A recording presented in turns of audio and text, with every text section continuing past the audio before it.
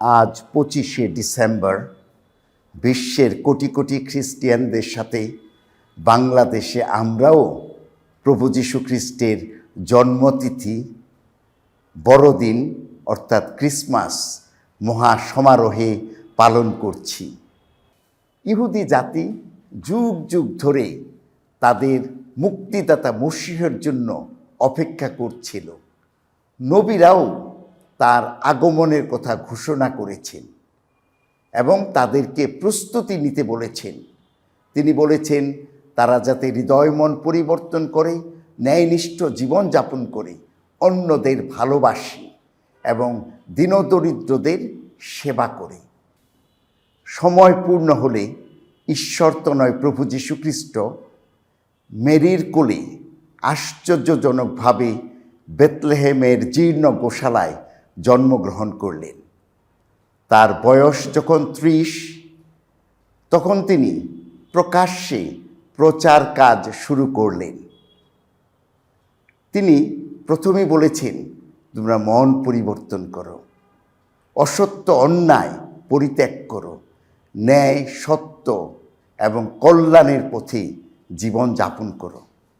তিনি আমাদেরকে শিক্ষা দিয়েছেন যাতে আমরা একে অপরকে ভালোবাসি, শুধু পাড়া প্রতিবেশীকে নয়, এমনকি শত্রুকে ভালোবাসি। তিনি আবার বলেছেন তোমরা একে অপরের প্রতি দয়া করবে, ক্ষুধার্তকে খাবার দেবে, তৃষ্ণার্তকে জল দেবে, বস্ত্রহীনকে বস্ত্র দিবে, অসুস্থদের সেবা করবে। এই সেবা করার মধ্য দিয়ে তোমরা ঈশ্বরকে লাভ করবে।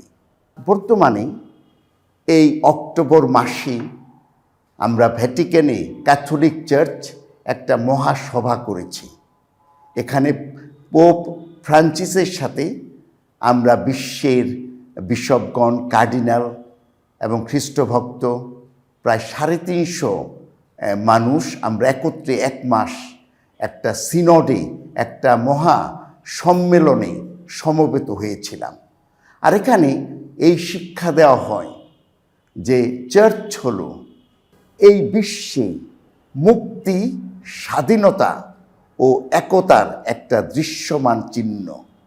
আমরা যাতে এই বিশ্বে সমস্ত জাতি, গোষ্ঠী, ধর্মের মধ্যে একটা সেতুবন্ধন ও একতার সৃষ্টি করি, ভ্রাতৃত্বের সৃষ্টি করি, যাতে এই বিশ্বটা হয়ে ওঠে আরও শান্তিপূর্ণ, আরও সুন্দর, আরও ভালো। এবার আমরা যখন বড়দিন পালন করছি তখন আমরা দেখতে পাই যে যিশু যেখানে জন্মগ্রহণ করেছেন সেই ইসরায়েল প্যালেস্টাইন, এখানে যুদ্ধ চলছে, ইউক্রেন রাশিয়াতে যুদ্ধ, আরও কত স্থানে যুদ্ধ বিগ্রহ চলছে। প্রভু যীশু খ্রিস্ট শান্তিরাজ, মুক্তিদাতা এ জগতে আসছেন। তার আগমনে এই বিশ্ব শান্তিপূর্ণ হয়ে উঠুক। বড়দিন উপলক্ষে আমি আপনাদের সবাইকে বড়দিনের শুভেচ্ছা জানাচ্ছি। প্রভু যীশু খ্রিস্টের জন্মতিথি বড়দিন আপনাদের জন্য বয়ে আনুক অনেক শান্তি, সমৃদ্ধি, আনন্দ। সবাইকে শুভ বড়দিন, ম্যারি ক্রিসমাস।